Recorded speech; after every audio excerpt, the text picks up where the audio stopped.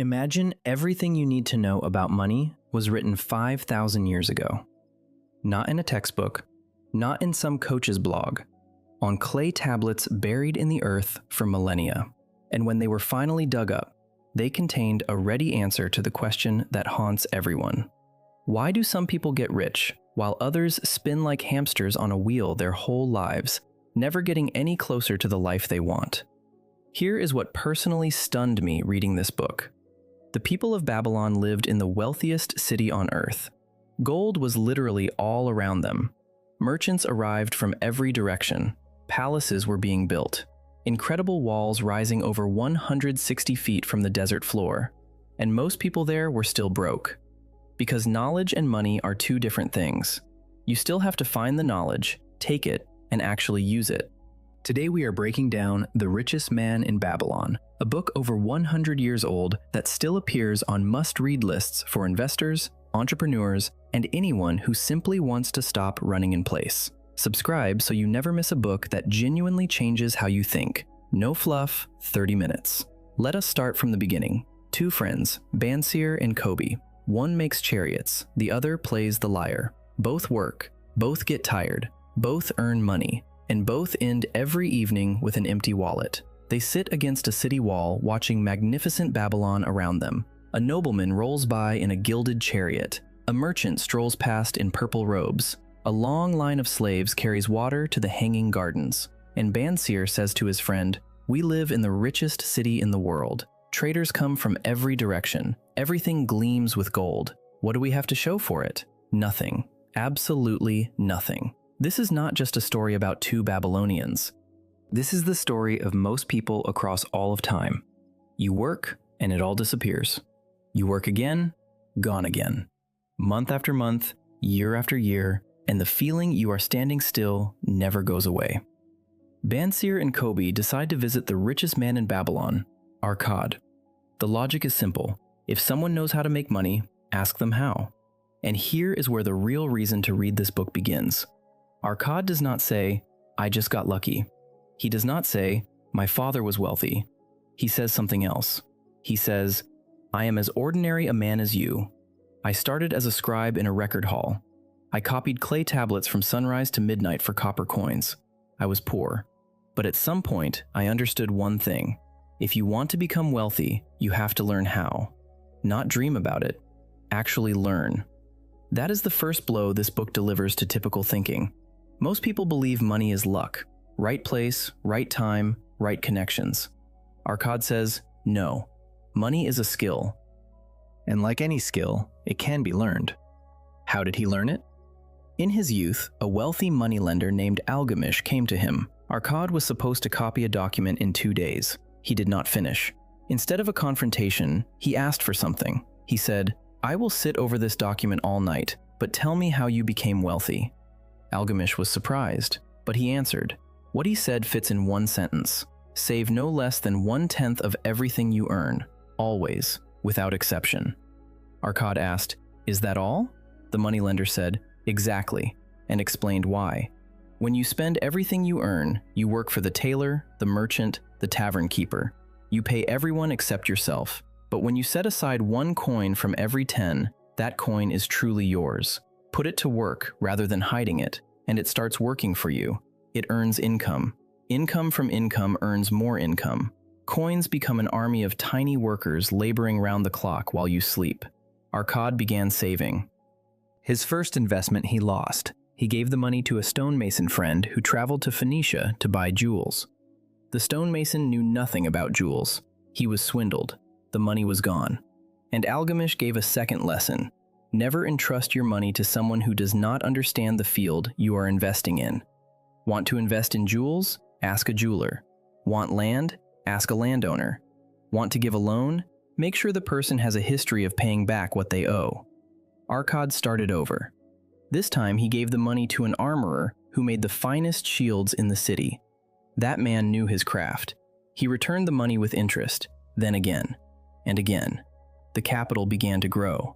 Drop a comment. Have you ever lost money investing in the wrong place? What happened? Step by step, that is how Arkad built his wealth. Not in a single day, not through luck, through learning, through mistakes, through stubborn adherence to a few simple rules. These are exactly the rules he passed on to others when the king of Babylon himself asked Arkad to teach the city's people how to handle money. Because gold had concentrated in few hands while most citizens lived in poverty, not because money was scarce, but because people could not hold on to it. The wealthy had wallets without holes. For everyone else, money poured out like water through open hands. Arkad laid out 7 principles of wealth. Let us go through each one. The first principle: start fattening your purse. Of every 10 coins that come into your hands, spend only 9. Keep 1, always. It is not a sacrifice, it is a habit. Arkad says, I did not feel like I ate worse or walked in worn-out sandals. I simply became more aware of where money was going, and the purse began to grow heavier. With it, my confidence. The second principle: control your spending. Our expenses always rise with our income. With 2 coins, you are glad for a patch of cloth. With 20, you go to the tailor for new clothes. With 100, you start thinking about a gilded chariot.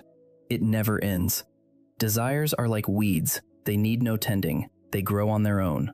So you need a budget, not to punish yourself, but to understand where money actually goes, and to separate what you need from what you simply want. The third principle: make your money multiply. Saved money must not just sit there. It must produce income. A loan at interest to a reliable person, an investment in a business you understand, land, property. Every coin is a worker. It must work, and bring its children, who will also work for you. I was blown away when I realized how simple and revolutionary this idea is. Most people think money is what you spend. Arkad says, money is what works. The fourth principle: guard your investments from loss. Do not chase fast wealth. If someone promises enormous profit in a short time, those are sirens luring ships onto the rocks. Better to earn a modest, reliable return than to risk everything and lose everything. Before any investment, ask, can I get this money back? Who is it going to? Does that person actually understand what they are doing? The fifth principle: own your own home. Money paid in rent is gone forever. Money paid toward your own home stays as property, for you, for your children, for your future. Arkad says, a lender will always gladly finance a home purchase. It is a reliable investment. And a mortgage payment differs from rent in only one way. At the end, you have something to show for it. The sixth principle: prepare for the future in advance. We all age. The time will come when you cannot work as hard as today. Part of your savings must go into long-term investments. They do not have to be large. The book tells of a sandal maker named Ansan, who for 8 years set aside 2 silver shekels every week. After 8 years, he had over 1,000 shekels. Small amounts, consistently, over time.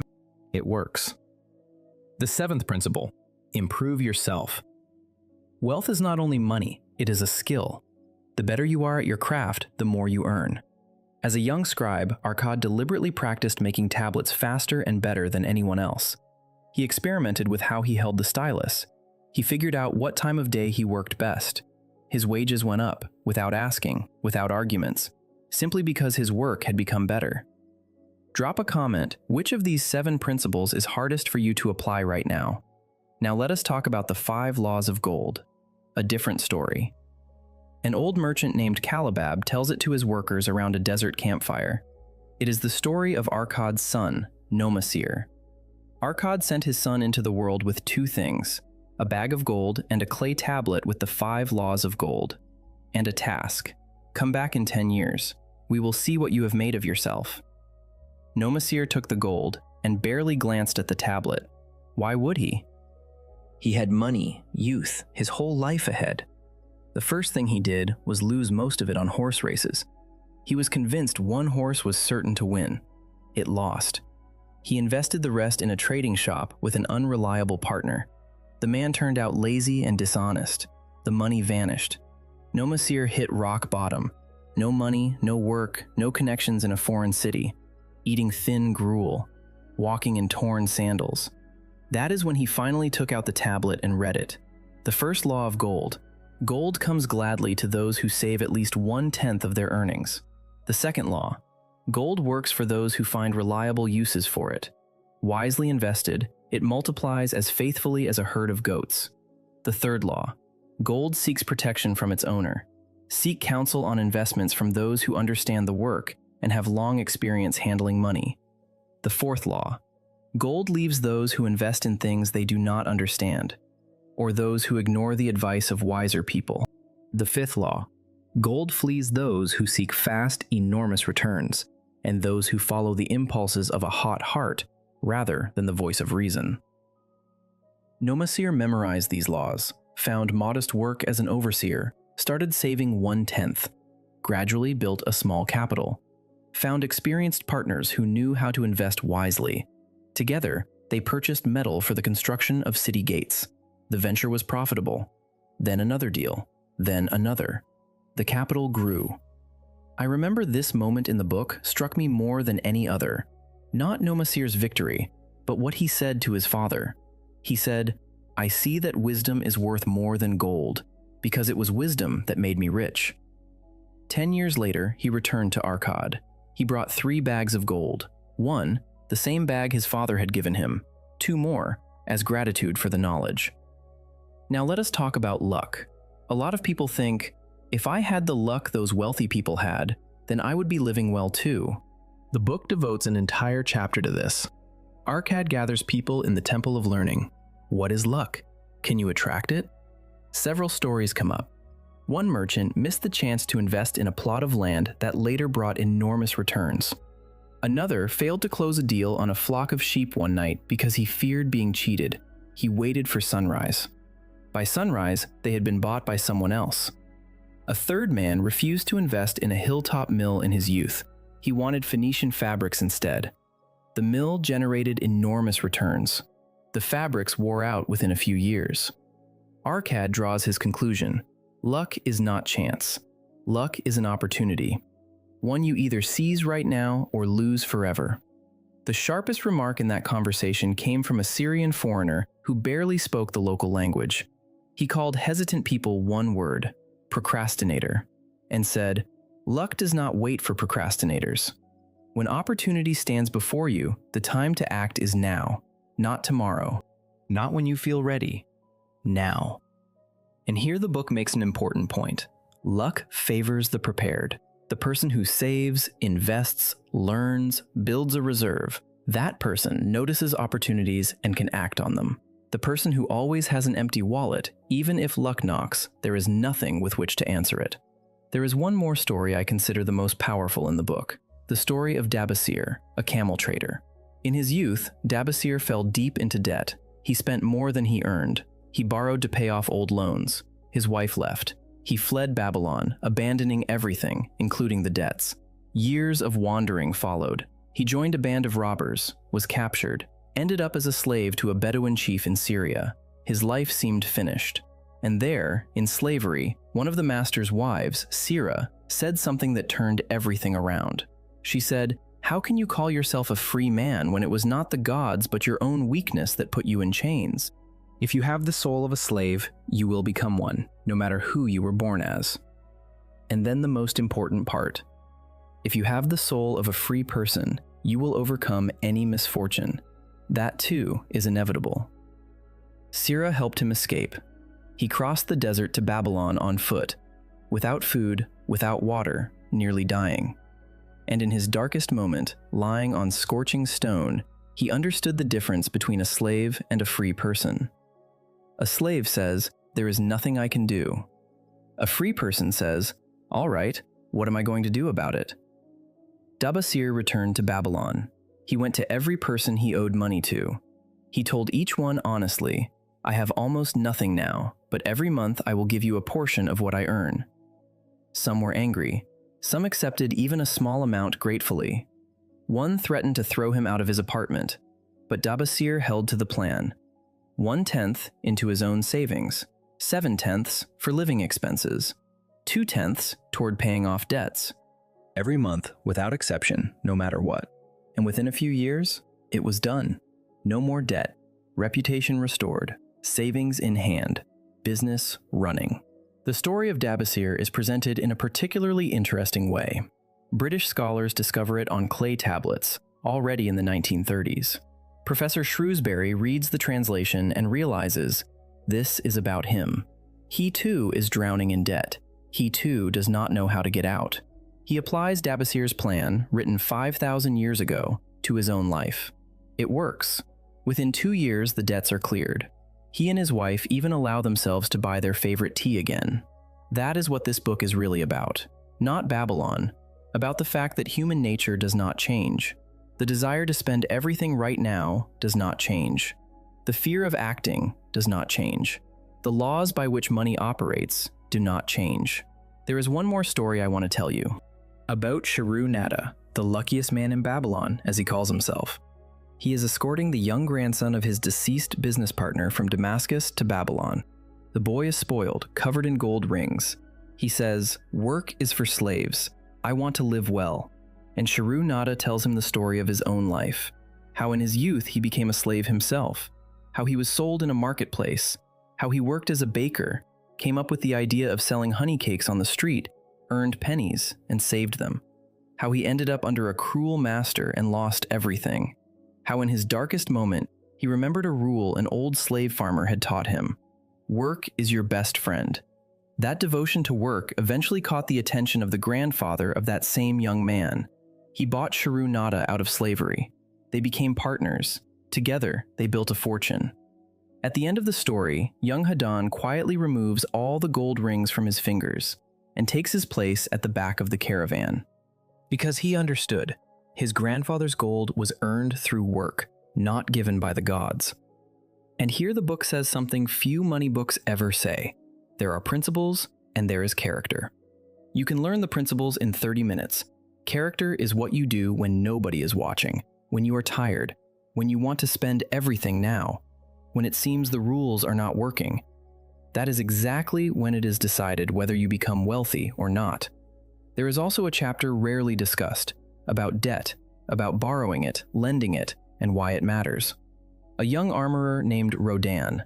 The king paid him 50 gold shekels for a new spear tip design, an enormous sum, and immediately everyone came pulling at him.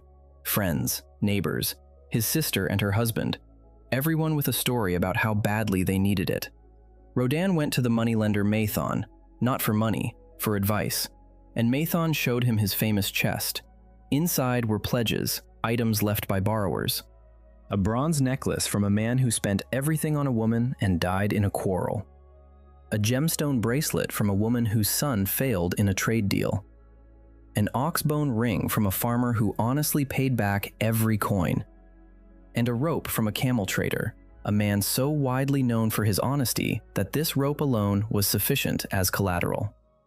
Mathon explained to Rodan 3 types of people you can safely lend to. The first, they're someone whose property covers the loan. The second, they're someone known as honest and hardworking. The third, they're someone vouched for by a trustworthy person. Those who ask for money simply because they want to start trading with no plan, refuse them. Not because you are greedy, because money given without a plan is not help. It is a burden that transfers from the borrower to you. Wise Mathon ended with one phrase that stayed with me. A small measure of foresight is worth far more than a sack of regrets. Rodan listened. He did not give his sister's husband the money. He asked him to come back with a plan first. What product, where to buy it, who to sell it to, what the profit would be. Only with a solid plan, then they would talk. That is what sets this book apart. It does not say, be kind and help people. It says, even generosity must be applied wisely. Otherwise, you become the donkey who took on someone else's burden. And here is what I find most fascinating historically. The author George Clason did not simply invent these stories. He studied real clay tablets from excavations in Mesopotamia. He worked with British archaeologists. The tablets exist, and the records on them about trade, debt, investments are remarkably similar to what Clason writes about. He wrote the first of these parables in 1926. He distributed them as pamphlets through banks and insurance companies. People were handed these pages directly, and they worked, because the wisdom of Babylon does not age. 5,000 years ago, people wanted to spend everything right now. Today, they do too. 5,000 years ago, people borrowed money without thinking about repayment. Today, they do too. 5,000 years ago, someone told themselves, once I get rich, then I will start saving. And today, someone is saying exactly the same thing. Support the channel if you enjoy breakdowns like this. We do the reading, you save the hours. Every video is a book covered honestly and without filler. Support us through the link in the description. Thank you for watching. So, what does this book ultimately tell us? That poverty is not a sentence. That gold lay within reach of everyone in Babylon, but only those who knew a few simple rules and followed them without exception were the ones who picked it up. Save 1/10, control your spending, invest wisely, protect what you have built. Do not wait for luck, seize opportunities now. Do not run from debt, deal with it through a plan. Master your craft. And work, because work is the only friend that never betrays you. Babylon is gone. Its walls crumbled to dust, but the clay tablets survived, and the wisdom on them is more alive than ever, because people have not changed, and money has not changed. Only the faces, the coins, and the cities are different. Subscribe to the channel. Every video is a book you do not have to read yourself. 30 minutes and you will know what most people never will. Burning books is a crime, but not reading them is even worse. We fix that in half an hour. Subscribe.